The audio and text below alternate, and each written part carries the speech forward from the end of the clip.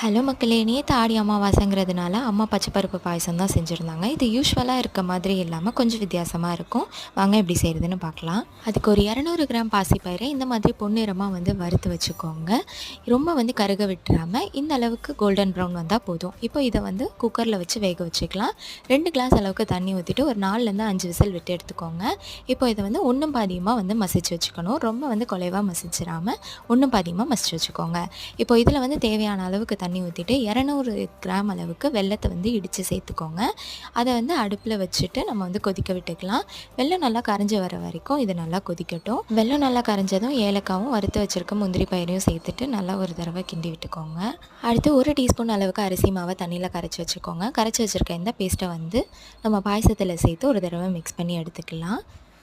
இப்போ இதில் 1/4 கப் அளவுக்கு துருவின தேங்காய் சேர்த்துட்டு கொஞ்சம் நேரம் கொதிக்க வச்சு இறக்குனீங்கன்னா சூப்பரான பாயசம் ரெடி ஆகிடும். கண்டிப்பாக நீங்களும் ட்ரை பண்ணி பாருங்கள்.